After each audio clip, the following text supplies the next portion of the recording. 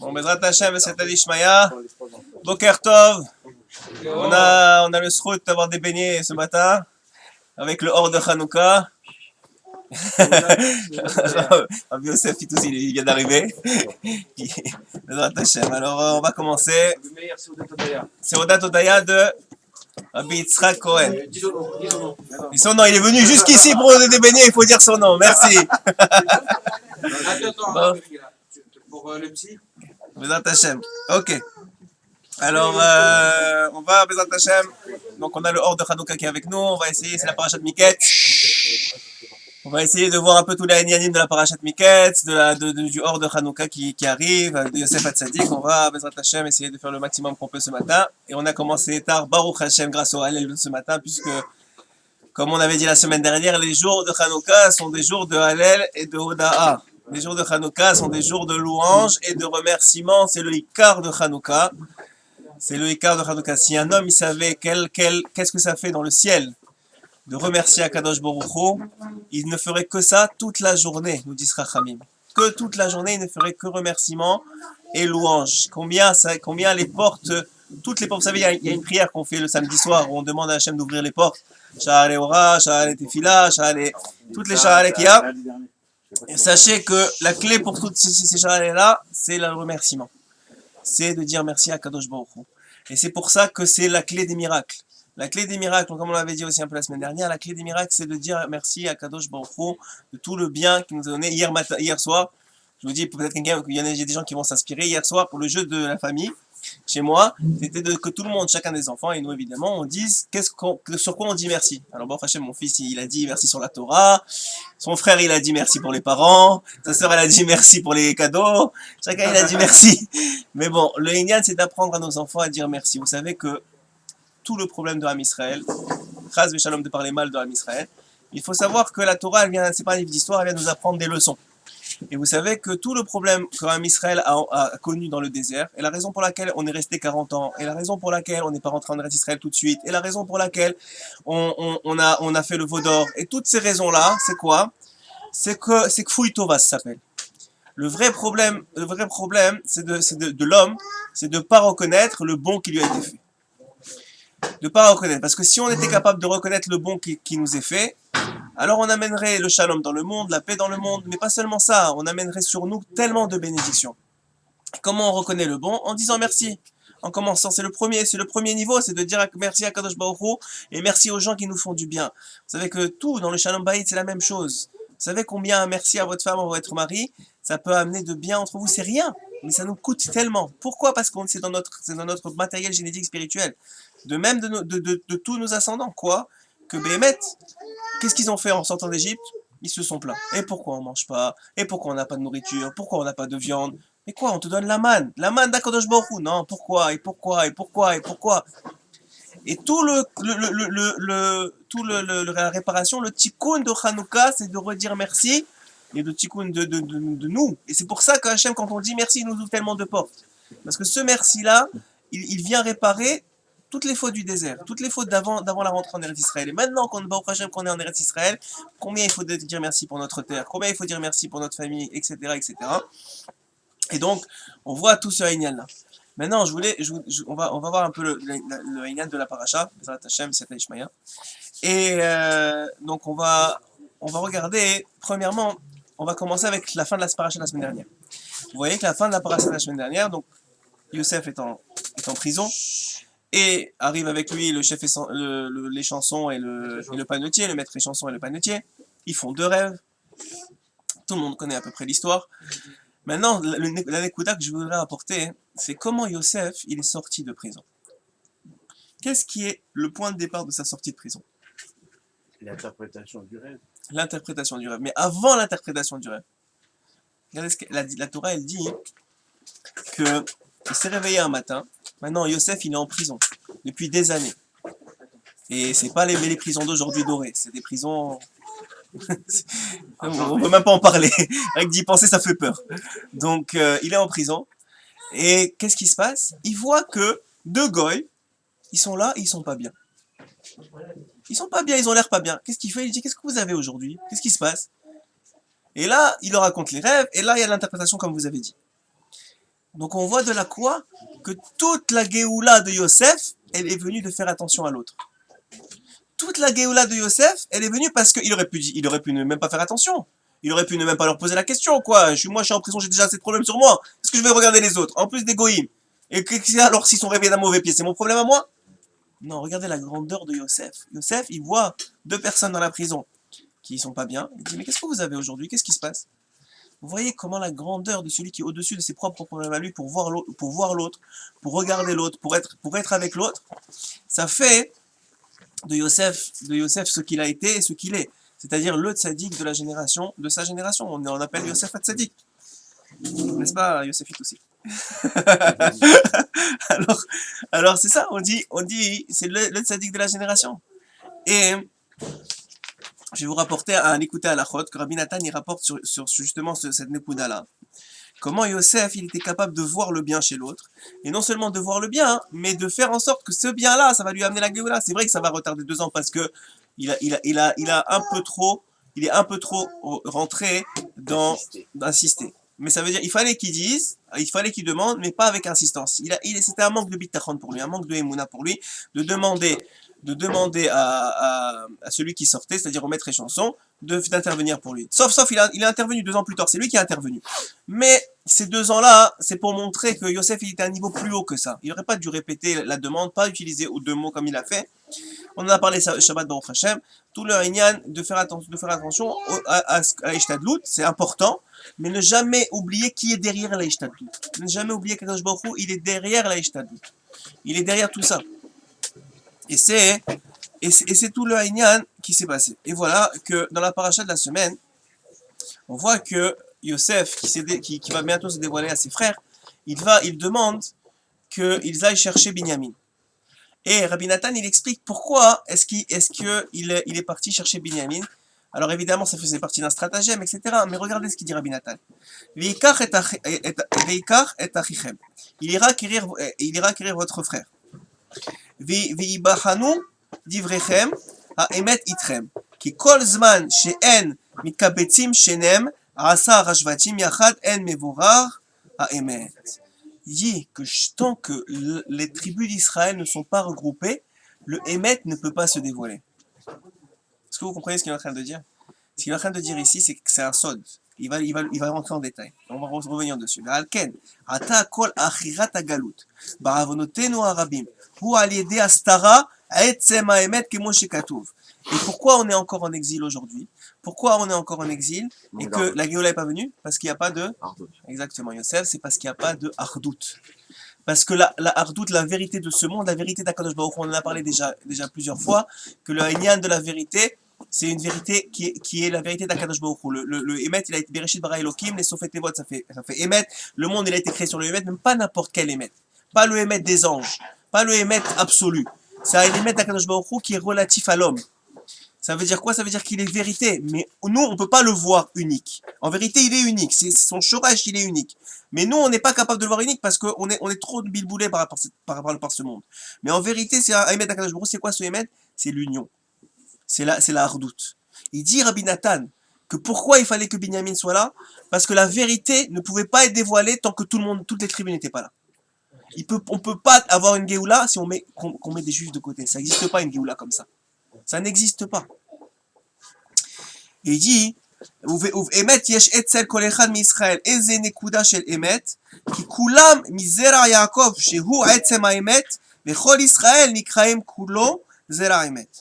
Pourtant, et en réalité, c'est quoi? Chaque Israël détient une part de vérité. Il détient une part de cette vérité d'Akadosh Baruch Hu, cette vérité qui est en soi unique, car tous les Juifs sont descendants de Yaakov, qui incarnent le fondement de la vérité. On sait que Yaakov, c'est Ish Emet. C'est lui la Torah, c'est lui le Emet. C'est lui qui a atteint le parfait équilibre entre le digne de son père et le chesed de son grand-père. Et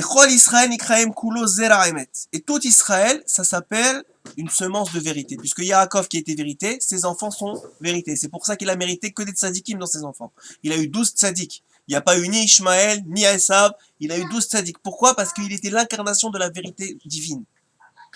Aval, af al pichen mechamat avot olam hazeh vetirdotav, Bifrat ta'avat amishgal, shehu bgam azivugim.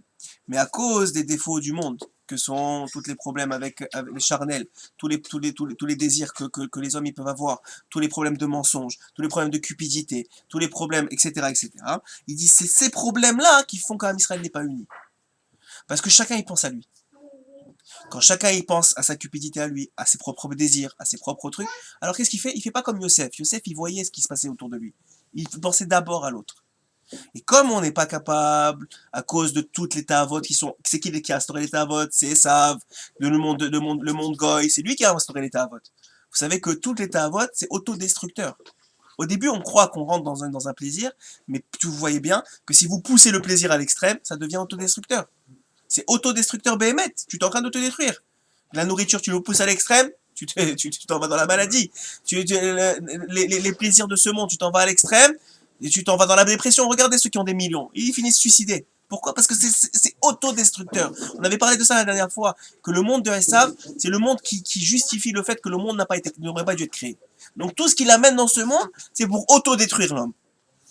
Et au contraire, qu'est-ce que c'est la vraie bonté d'Akadosh Baruch Hu? C'est quoi le vrai bonheur? C'est de faire attention à l'autre. Comme nous dit Rachamim, que 30 jours avant la fête, il faut faire attention que tout le monde ait de quoi faire la fête. Par exemple, pour Hanouka, que tout le monde ait de quoi allumer les bougies. C'est l'une des premières halachot rapportées dans le Shulchan Aruch.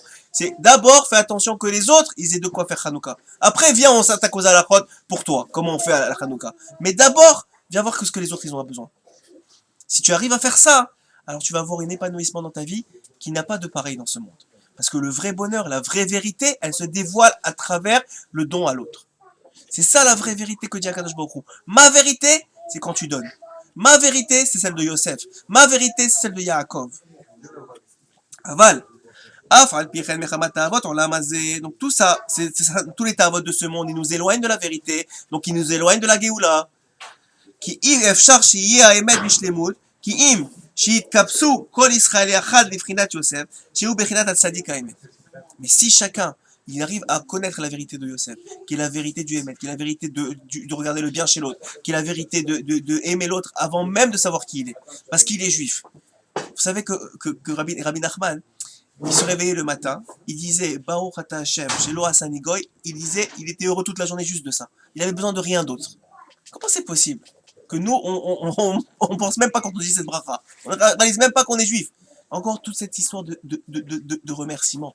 Quand vous commencez à réaliser qu'est-ce que vous avez dans les mains, et comment vous commencez, seulement après avoir remercié, vous verrez que quand vous commencez à dire merci, même pour rien.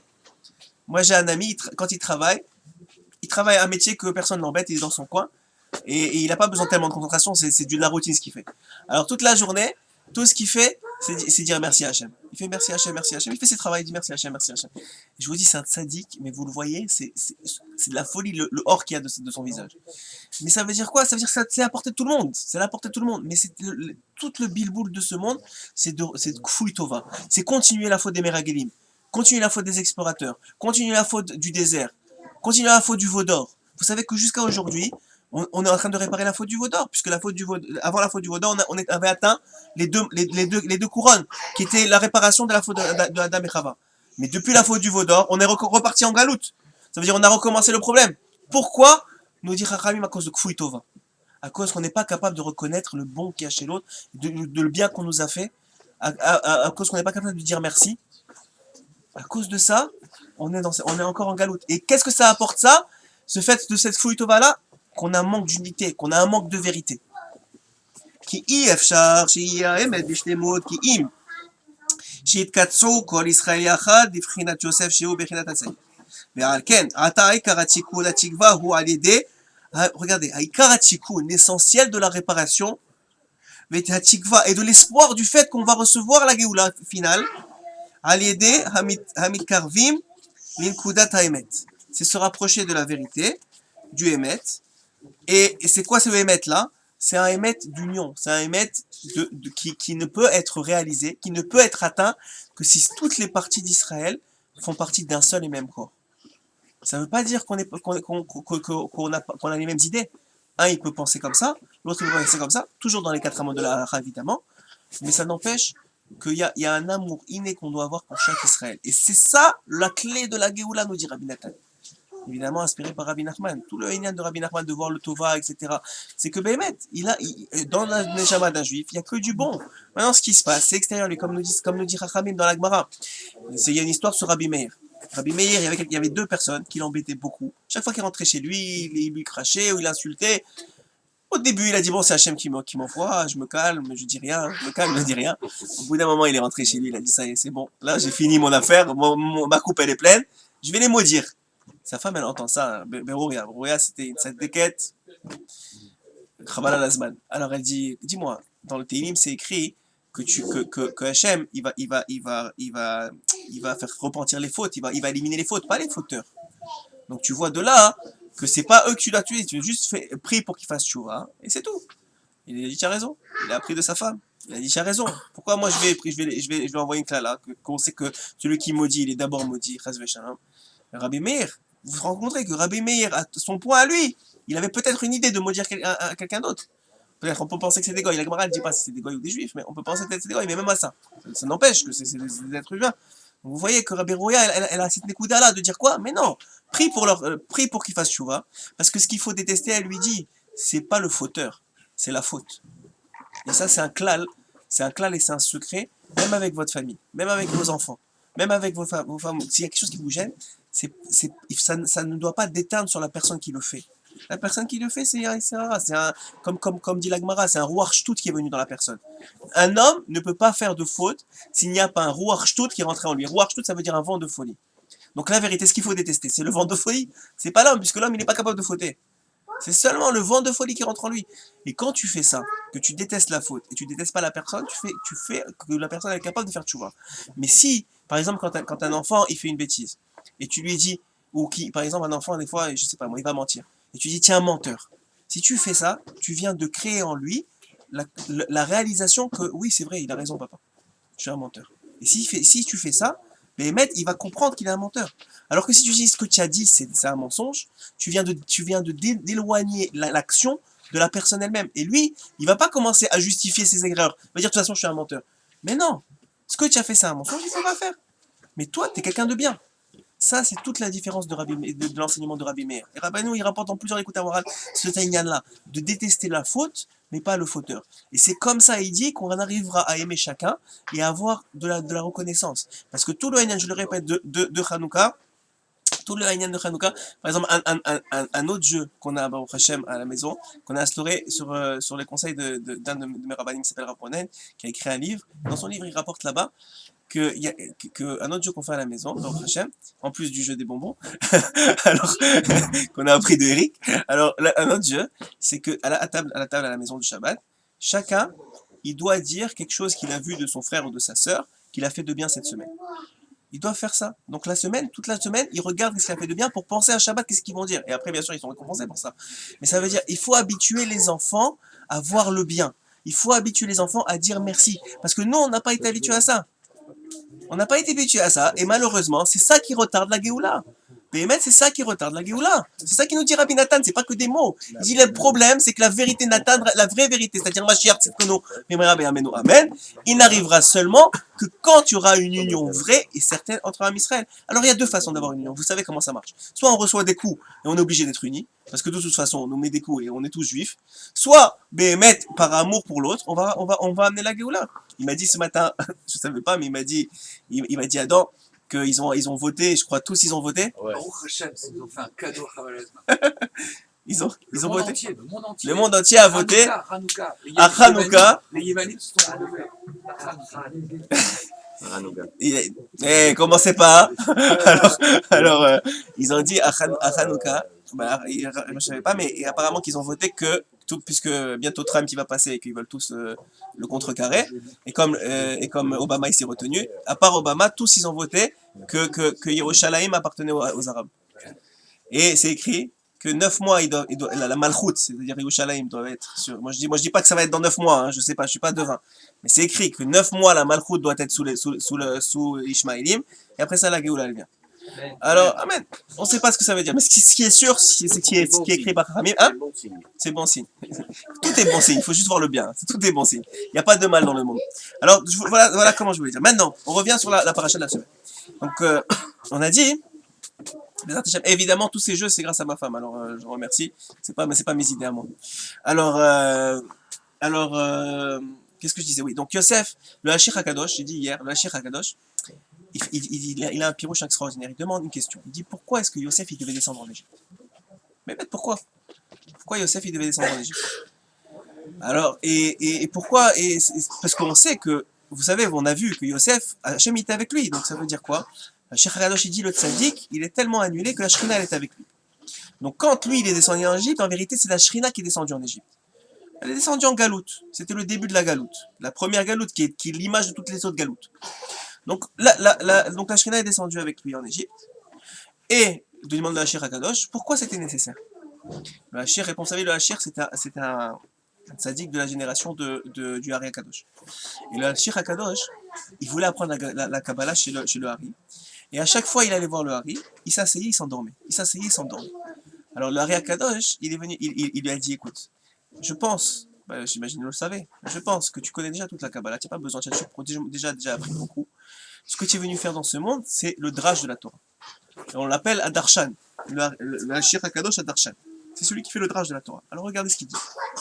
Il dit le Hachir que la raison pour laquelle Yosef il est descendu en Égypte, c'est parce qu'en Égypte, c'était toute la Touma du monde, elle était en Égypte. Toutes les étincelles divines étaient en Égypte, donc toute la Touma du monde, elle était en Égypte, puisque là où il y a la Gdusha, il y a la Touma. Donc toutes les étincelles du monde étaient en Égypte, et toute la Touma, ça s'appelle Ervat Haaretz. Ervat Haaretz, ça veut dire comment dire, ça veut dire les parties communes. La partie intime. Intime. Merci, Youssef. Les parties intimes. Donc les parties intimes de la terre. Donc ça veut dire, Bémet, c'était toute la Touma. Et il dit que quand Yosef a dit qu'il est descendu en Égypte, Bidiou, qu'est-ce qu'il a eu comme épreuve? Il a eu l'épreuve de la brite. Il a eu l'épreuve des tentations. Et pourquoi? Parce que cette épreuve-là, le fait qu'il ait réussi cette épreuve-là, elle a permis de mettre à terre le sar de l'Égypte. Le sar de l'Égypte, c'est-à-dire le prince de l'Égypte. Vous savez que chaque pays il a un sar, il a un ministre dans le ciel, et ça l'a permis de le mettre à terre complètement. Et non seulement ça l'a permis de le mettre à terre, mais pas seulement ça. C'est-à-dire, pourquoi c'était nécessaire de mettre à terre le sar de l'Égypte? Parce qu'en faisant ça, qui devenait le nouveau sar de l'Égypte? C'était Yosef lui-même. Yosef, il est monté vice-roi d'Égypte et toute l'Égypte était entre ses mains. Pourquoi? Grâce à ce qu'il s'est contrôlé dans l'épreuve de la femme de Potiphar. Et on dit que on n'a pas idée. Rabbi Nachman, il rapporte plusieurs fois, on n'a pas idée c'était quoi cette épreuve-là. Nous, on croit aujourd'hui, on baisse les yeux, on est au niveau de Yosef. Mais vous savez pas ce que c'est. Parce que Yosef était le premier à avoir cette épreuve-là. Et on sait que les premières épreuves, c'est inimaginable la force de la Touma et du Yetzirara dessus. Et en vérité, lorsque nos avot ont cassé les épreuves, elles sont devenues beaucoup plus faciles, nous dit la Gemara, pour nous-mêmes. Parce que de par l'épreuve. Et plus on arrive, c'est comme un chidouche de Torah. Vous savez, il y avait un jour Rabbi Yosef Karo, il a étudié, il ne comprenait pas une Gemara. Et il a étudié des jours et des jours et des jours pour comprendre la Gemara. Et Béhémet, une nuit, Hachem il lui a ouvert les portes, il a prié, il a étudié, il a ouvert les portes, il a compris le chidouche. Il était tout content, c'était le matin, c'était net, il est parti à la tfila, il était tout content, etc. Sur la route, il rencontre un élève à lui. Il lui dit, voilà, regarde, ça fait plusieurs jours que j'étudie la Gemara, etc. Et j'ai pas compris la question. J'ai pas compris la question. Et j'ai pas compris la question. Et elle m'a et elle m'a dit, j'ai mes enfants avec moi, c'est Hanouka. Alors, j'ai pas compris la question. Alors il lui dit, mais c'est facile la réponse. Il lui donne la réponse. Alors le Rabbi Yosef Karo, il réfléchit, il dit mais je comprends pas.